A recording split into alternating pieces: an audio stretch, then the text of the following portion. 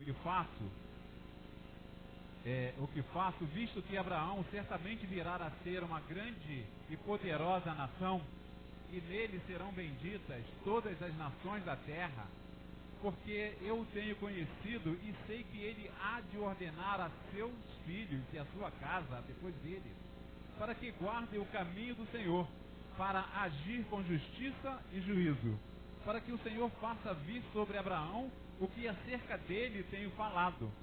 Disse mais o Senhor: porquanto o clamor de Sodoma e Gomorra se tem multiplicado, e porquanto o seu pecado se tem agravado muito, descerei agora, e verei se com efeito tem praticado segundo o seu clamor, que é vindo até mim, e se não, sabê-lo-ei. Então viraram aqueles homens os rostos dali, e foram-se para Sodoma, mas Abraão ficou em pé diante da face do Senhor. Eu quero começar pelo final, né? Olha que beleza esse final desse versículo 22 e a lição que ele tem para nós. Abraão ficou ainda em pé diante da face do Senhor. Por que Abraão ficou diante da face do Senhor? Porque ele tinha algo ainda para entender, ele tinha algo ainda para pedir, ele tinha algo ainda para interceder. E ele não saiu da face do Senhor enquanto ele não clamou lá por Sodoma e Gomorra. Mas por que Deus estava dizendo que iria destruir Sodoma e Gomorra? Isso é que me chama a atenção desse texto. O texto diz: porquanto o clamor de Sodoma e Gomorra se tem multiplicado. E quando nós paramos para olhar as entrelinhas desse texto, eu particularmente entendo que Deus está ouvindo o clamor da natureza, daquela região, daquela cidade, e não o clamor dos homens, não o clamor dos habitantes, porque eles não estavam clamando a Deus. Pelo contrário, eles estavam pecando e pecando e pecando cada vez mais. Aí Deus olha para aquela situação, né, e determina em seu coração aquela região, destruir aquela região. O que a gente percebe?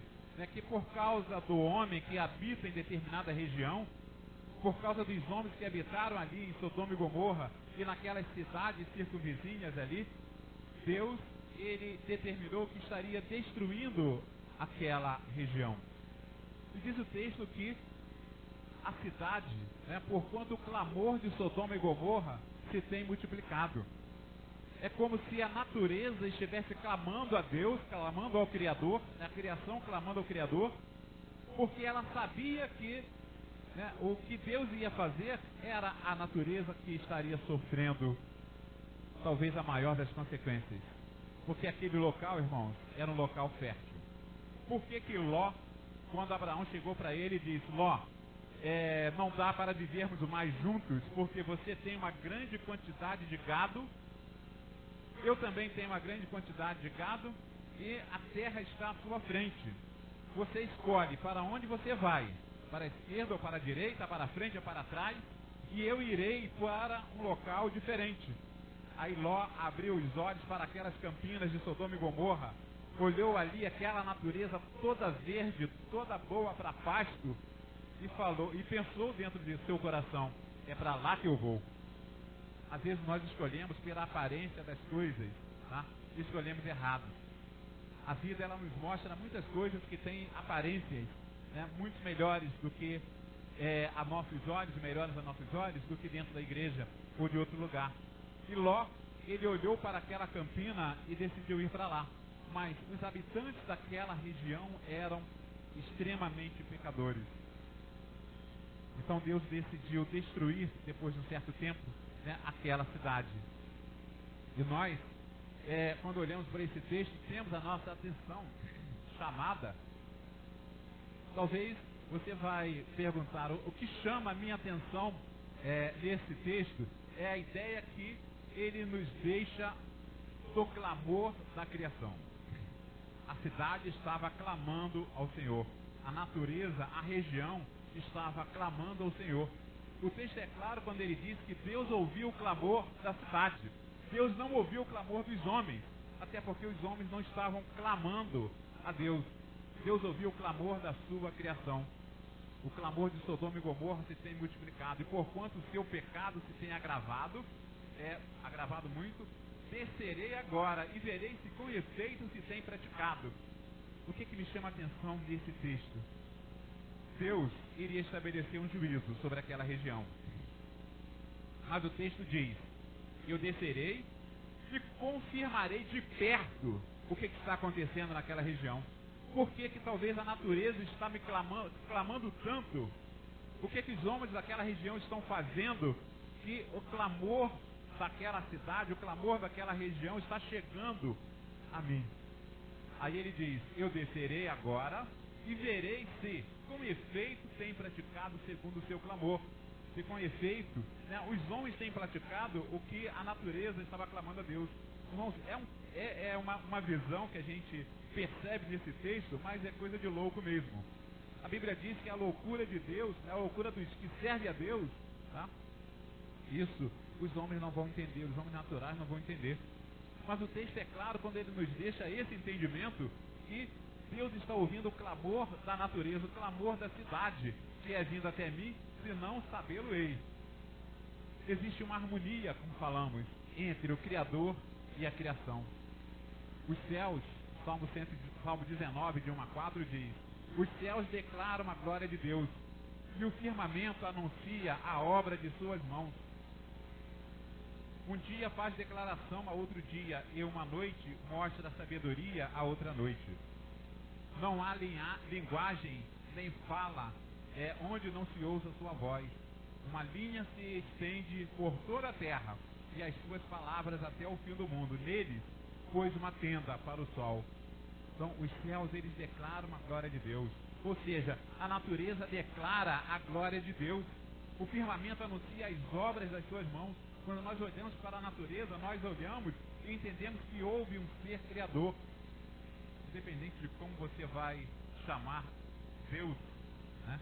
Você olhar a Bíblia, dá vários nomes para Deus, e a Bíblia mostra que existe um ser que criou tudo isso. Quem estava clamando ao Senhor? O texto não diz que eram os habitantes, né? O texto não diz que eram os habitantes de Sodoma e Gomorra. O texto diz, né, que não diz que eram os habitantes daquela cidade, mas sim Sodoma, Gomorra e as cidades circunvizinhas. Elas estavam clamando a Deus. Pelo contrário, diz que os habitantes estavam envolvidos no pecado. Estavam envolvidos. E com relação ao pecado, precisamos entender uma coisa. Com relação ao pecado, ou nos afastamos dele e nos achegamos a Deus, ou ele nos afasta de Deus. Essas duas coisas é certas acontecer na nossa vida. Ou nos afastamos do pecado e nos aproximamos de Deus, ou o pecado nos afasta de Deus. Os homens daquela cidade não viviam, né, apenas do pecado da fornicação. Os homens daquela cidade estavam envolvidos em uma série de outros pecados, né? Diz a história que havia ali também corrupção, havia vários outros pecados naquela cidade que estavam desagradando a Deus. Por isso, Deus determinou ali um juízo sobre aquela região. Quais são as consequências de viver pecando contra Deus e não se arrepender?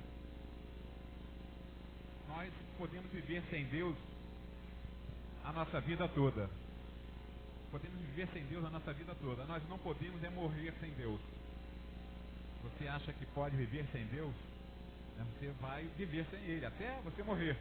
Mas você não pode morrer sem Ele. Porque a partir da sua morte é que determina o que vai acontecer com você lá na eternidade, na presença do nosso Deus. Assim como Sodoma e Gomorra e aquelas cidades circunvizinhas que, havendo se entregue à fornicação, como aqueles ido após outra carne, né, foram postas, por exemplo, sofrendo a pena do fogo eterno. Judas vai falar sobre isso, né, Judas 1,7, dizendo por que aquela cidade estaria sofrendo uma pena de fogo eterno, o fogo consumidor de Deus naquele local ali. Por que isso, né, nós precisamos entender? Qual é a lição de Jó sobre o ensino da criação? É interessante quando nós olhamos para o livro de Jó, que ele fala também sobre a criação e sobre esse relacionamento de Deus sobre a criação. Jó 11, 1 e o 20 diz o seguinte, o diálogo entre Jó e seus 3 amigos, e ali especificamente o de Zofar, né, o Naamita. Tá? Jó diz para ele, porém os olhos dos ímpios desfalecerão e perecerá o seu refúgio e a sua esperança será o expirar da alma. Olha o que acontecerá ao ímpio, né? Ou seja, aquele que não toma uma decisão ao lado de Deus. Os olhos dos ímpios desfalecerão e perecerá o seu refúgio, ou seja, ele não terá mais refúgio e a sua esperança será o expirar da alma, ou seja, morrer. É só isso, tá? Lá no verso 12, tá? Jó responde, mas pergunta agora às alimarias, ou seja, aos animais, e cada uma delas te ensinará, e as aves dos céus, e elas te farão saber. Ou fala com a terra, e ela te ensinará, até os peixes do mar contarão. É Jó falando, né, a este indivíduo, né, chamado Zofar, Jó falando para ele, olha para a natureza, olha para as alimarias que Deus criou, olha para os animais, olha para os rios, né? Olha para tudo isso e você vai entender. Agora ouça, né, o que a natureza está te falando. Jó 13, 1 a 4. Eis que tudo isso viram os meus olhos, e os meus ouvidos ouviram e entenderam. Como vós o sabeis, também eu o sei. Não vos sou inferior. Jó falando para Zofar, não vos sou inferior, mas eu falarei ao Todo-Poderoso e quero defender-me perante Deus. Vós, porém, sois inventores de mentiras, e vós todos, médicos que não valem nada. Tem uma coisa que me chama a atenção na vida de Jó, esse querer se defender, né, é não aceitar aquela acusação que ele estava percebendo dele mesmo. Eu costumo falar que às vezes nós sofremos a chamada síndrome de Jó. O que é a síndrome de Jó? É quando você está levando paulada na cabeça do diabo, né? Ele está te marretando e você está colocando a culpa em Deus. Não, é Deus que está fazendo isso. Jó estava fazendo mais ou menos isso, né? A autorização de Deus, sim, Deus permitiu que isso acontecesse na vida de Jó. Mas Jó estava colocando toda essa culpa em Deus. Jó estava colocando toda a culpa do seu sofrimento em Deus. E ele não estava entendendo, porque ele olha para dentro de si e se julga íntegro, se julga, né, aquele servo fiel a Deus, e o desejo dele era esse: eu falarei ao Todo-Poderoso e quero defender-me perante Deus.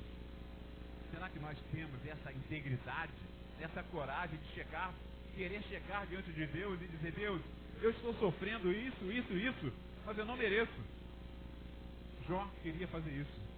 Em outro versículo ali ele vai dizer que queria chegar diante do tribunal de Deus para fazer a sua defesa. Será que nós poderíamos chegar diante de Deus para fazer uma defesa, nos defendermos diante de Deus por algo que estamos passando ou sofrendo? Jó queria fazer isso porque ele, no seu entender, ele não deveria estar passando por aquela dificuldade, porque ele era um homem íntegro, fiel, que buscava a Deus, que servia a Deus. Ele não estava entendendo o que estava acontecendo com ele, e ele queria que Deus lhe explicasse isso. A maldade dos homens interferindo na situação da criação. Gênesis 19 nos vai mostrar quando chamaram a Ló e disseram: onde estão os homens que a ti vieram nesta noite? Traze-os para fora e a nós, para que os conheçamos. Então saiu Ló a eles à porta e fechou a porta atrás de si e disse: meus irmãos, rogo-vos, não façais mal. Eis aqui 2 filhas que tenho, que ainda não conheceram homem. Fora vou-las trarei, e farei delas como bom for aos vossos olhos. Somente nada façais a estes homens, porque por isso vieram à sombra do meu telhado. Eles, porém, disseram: sai daí. Disseram mais: como estrangeiro, este indivíduo veio aqui habitar e quereria ser juiz em tudo. Agora te faremos mais mal a ti do que a eles. E arremessaram-se sobre o homem, sobre Ló, e aproximaram-se para arrombar a porta. Aí o que aqueles homens fez? Eles eram anjos, eles cegaram aqueles homens que estavam do lado de fora, puxaram Ló para dentro. Mas eu fico pensando, por que Ló queria oferecer as suas 2 filhas e não deixar que eles fizessem o que queriam fazer com aqueles 2 homens? Quando nós olhamos lá no Salmo 23, né, Davi dizendo que Deus poria uma mesa diante dele na presença dos seus inimigos, a gente vai entender esse pensamento de Ló. Por quê? No passado tinha-se a ideia de que a pessoa entrou na sua casa, você deveria dar a ela do melhor, você deveria protegê-la de todo perigo, você deveria cuidar dela. E é mais ou menos isso que Ló estava pensando nesse momento. Ele recebeu aqueles 2 homens e tinha que protegê-los. Por isso que o salmista vai dizer que na casa do Senhor ele habitará por longos anos. Ele queria a proteção de Deus, ele queria o cuidado de Deus. E aqueles anjos colocaram Ló para dentro, né, colocaram a sua filha, e eles anunciam que vão destruir a cidade e saem dali, né, e Ló teria que sair daquela cidade. E nós percebemos ali o juízo de Deus que iria acontecer. Sodoma e Gomorra antes e depois da destruição. Por que Ló escolheu ir para aquela região, como falamos?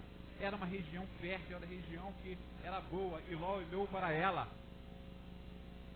E depois do acontecimento, irmãos, naquela planície só ficou sal grosso, né, fogo, enxofre, não houve mais vegetação, né, aquela planície, aquela região ali não serviu mais para gado, né, tiveram que mudar, os habitantes daquela cidade tiveram que mudar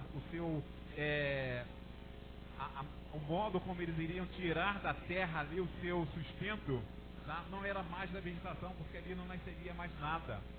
Ficou aquela região, como diz o texto, quando a devastação se completou, surge um enorme lago de sal e betume, que se espalha a leste do deserto de Judá, e é conhecido em hebraico como, né, o Mar Sal. Mar de Sal. A região, a natureza, ela foi castigada pelo pecado do homem.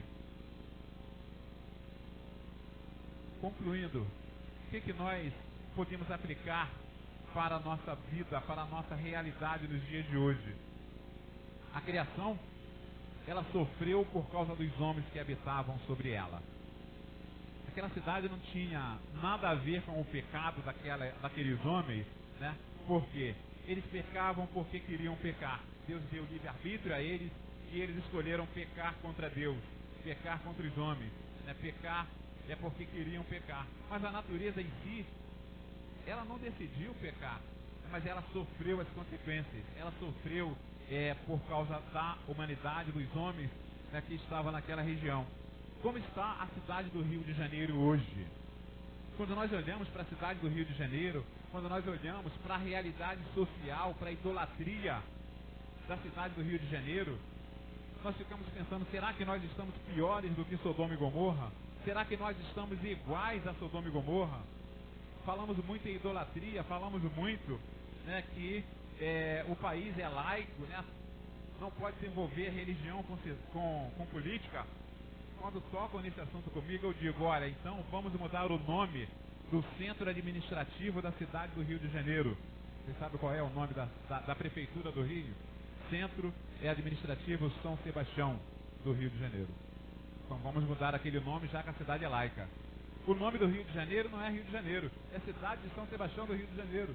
Então nós vamos mudar São João de Meriti, vamos mudar Santa Catarina, vamos mudar todos os nomes. São Paulo, né? Então, se formos partir desse princípio que o Estado é laico, vamos mudar tudo isso. Mas, quando nós olhamos para a cidade, não só essa questão da idolatria, né? Nós vemos também os pecados daqueles que habitam nelas, né? Os pecados das autoridades, pecado pela corrupção, pecado, né, pelo roubo, pecado por várias formas, né, que estamos vendo no meio político.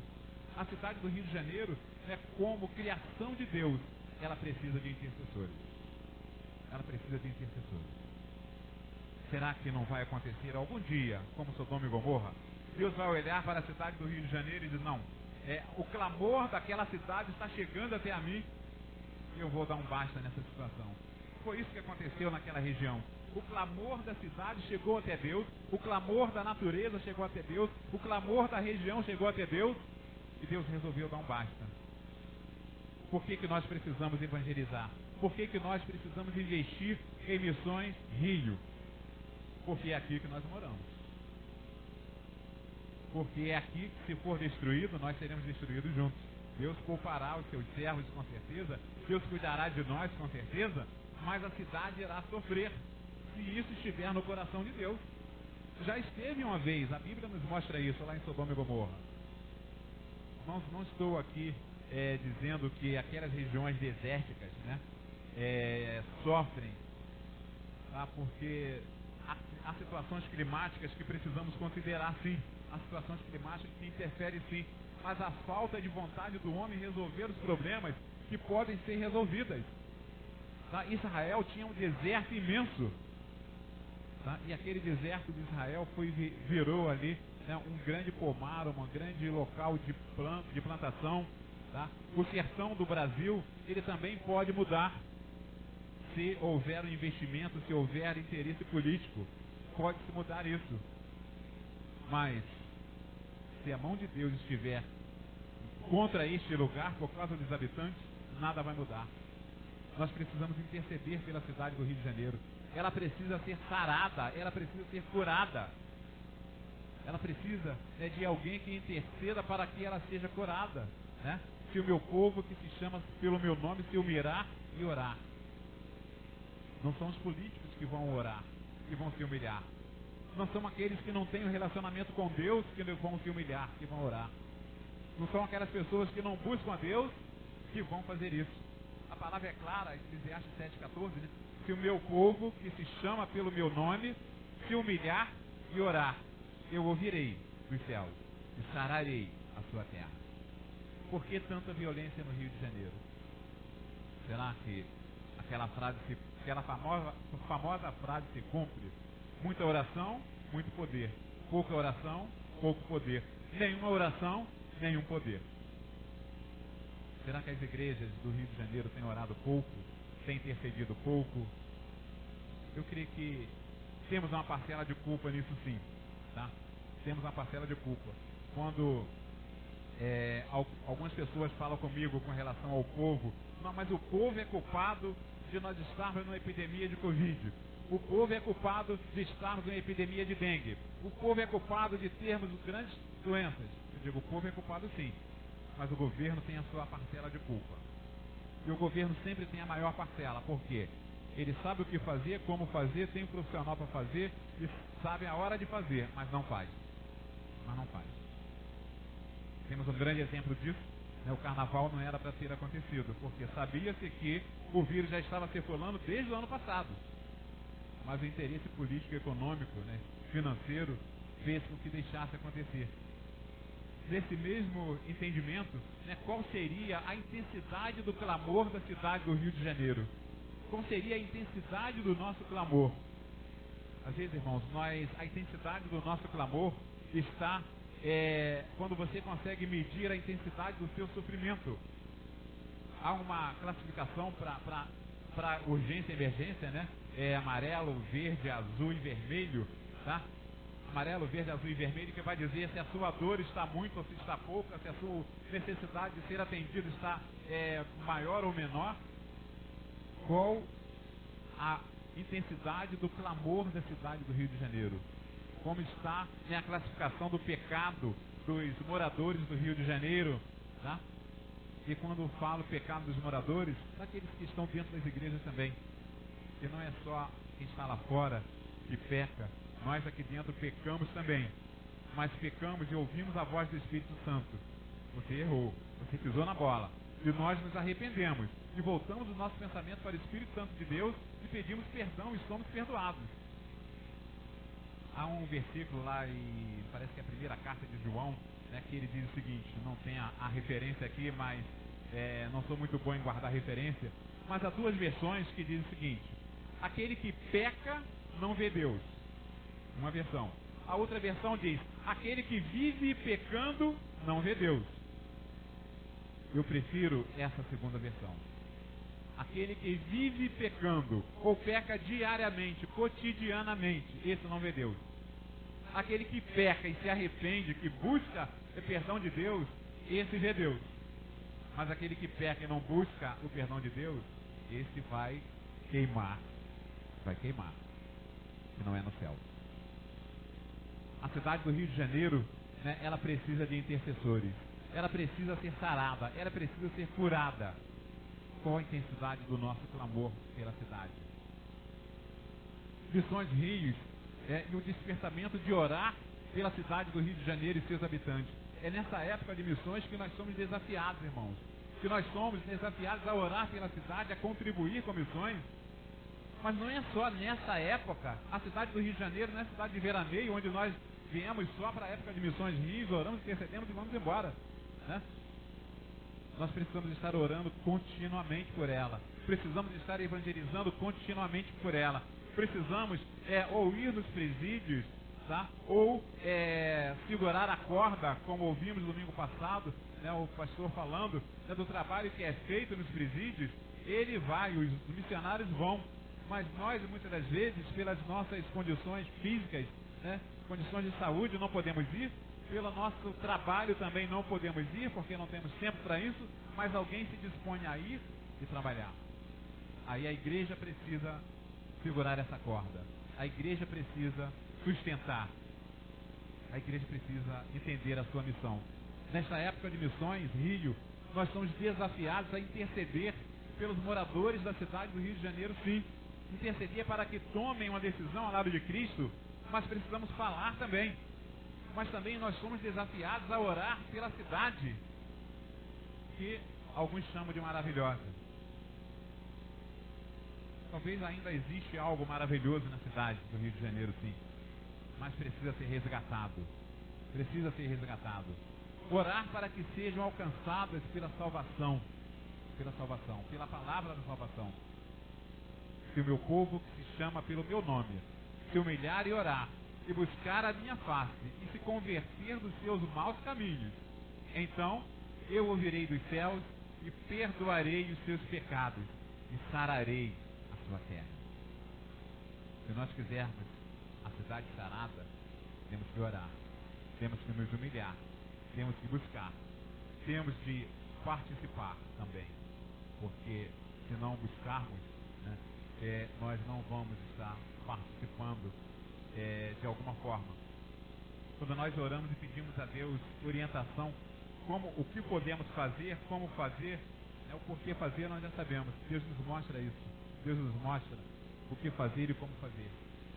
Cabe a nós, como igreja, estar intercedendo pela cidade do Rio de Janeiro, pela cidade onde moramos, porque é essa cidade que corre esse risco, né, de se transformar em outra Sodoma e Gomorra. Porque eu entendo nesse texto que foi lido, e o clamor daquela cidade chegou até Deus. Aí deixo uma pergunta para você pensar. Será que a cidade do Rio de Janeiro também não está clamando? Será que a cidade de São João de Meriti não está clamando? Será que a cidade de Petrópolis, Teresópolis, né, e outras cidades não estão clamando? Cidades que precisam, né, de intercessão. Não que a gente não vai deixar de interceder por outras cidades, mas vamos interceder pela cidade do Rio de Janeiro. A começar em nós, né, vamos estar mudando esse hábito, né, de interceder. Como igreja, né, sejamos intercessores da cidade, mas também intercessores dos habitantes dessa cidade principalmente. Porque são eles que Jesus virá buscar. Jesus, quando voltar, como foi cantado, Jesus virá outra vez aqui. Essa beleza toda da cidade do Rio de Janeiro vai ficar. Essa beleza toda que nós estamos vendo aqui dentro vai ficar aqui. A beleza toda que se investe em grandes igrejas vão ficar aqui. Mas a igreja que somos nós, que Jesus virá buscar. Jesus virá outra vez aqui. E Ele com certeza está nos planos deles, te levar. Se você não tomou ainda uma decisão ao lado de Cristo, tome essa decisão. Não espere que Ele volte. Porque quando Ele voltar, essa decisão já não poderá mais ser tomada. Haverá um tempo limite. Até aquele tempo, nós poderemos tomar essa decisão. Mas depois daquele tempo, nós veremos a volta de Cristo e vai chegar um tempo que não vamos mais poder tomar essa decisão ao lado de Cristo. Então, não perca tempo. Pare, pense, reflita. Aceite Jesus Cristo como Salvador. Senhor Deus, nós queremos, ó Pai, te agradecer, ó Pai, mais uma vez, e te pedir, ó Pai, pelos moradores, ó Pai querido, da cidade do Rio de Janeiro, ó Pai, pelos moradores do bairro do Riachuelo, ó Pai. Pedir, ó Pai querido, que o Senhor quebre as barreiras que estiverem impedindo que cada um tome uma decisão ao teu lado, ó Pai. Quebre as barreiras, ó Pai querido, que estiverem impedindo que a tua igreja no Riachuelo e que as demais igrejas, ó Pai, Sampaio, Jacaré, Rocha, ó Pai, estejam trabalhando nessa área, ó Pai, para que pessoas sejam salvas, ó Pai. Mas também, ó Pai querido, queremos te clamar pela cidade, ó Pai. Criação tua, ó Pai, que o Senhor também ama, ó Pai querido. Cuida desta cidade, ó Pai. Dê a ela governantes, ó Pai queridos, dignos, ó Pai, governantes, ó Pai, que sejam tementes a Ti, ó Pai. Governantes, ó Pai querido, que possamos olhar e ver, ó Pai, que eles estão fazendo, tomando decisões segundo o Teu querer, segundo a Tua vontade, ó Pai. Não isso que nós temos visto, ó Pai querido, pessoas, ó Pai, que nós temos visto nesse poder, ó Pai. Sei, ó Pai querido, que eles estão ali, se estão ali, é porque o Senhor permitiu, ó Pai. Mas, ó Pai, que esse tempo, ó Pai querido, de juízo para os moradores do Rio de Janeiro, ó Pai, para os moradores, ó Pai querido, das cidades onde estamos vendo o Seu juízo, ó Pai querido, sendo feito através de pessoas, ó Pai, que são instrumentos sim nas Tuas mãos, ó Pai querido, para juízo. Que esse tempo, ó Pai querido, chegue ao final. Que, ó Pai, possamos ver pessoas, ó Pai querido, que se preocupe realmente com os moradores da cidade, ó Pai, porque são criaturas Tuas, ó Pai. São, Pai, pessoas que o Senhor quer, ó Pai, que Jesus Cristo, quando chegar aqui, ó Pai, na sua segunda vinda, ó Pai, que Ele possa chegar a encontrar, ó Pai, todos servos Teus, ó Pai, todos clamando a Ti, ó Pai, todos Te adorando, ó Pai. Então, ó Pai, toca nesses corações, ó Pai querido, e usa-nos como instrumento nas Tuas mãos, para que vidas sejam salvas, ó Pai, e almas sejam ganhas para Ti, ó Pai. Eu que Te peço no nome santo e precioso de Jesus. Amém.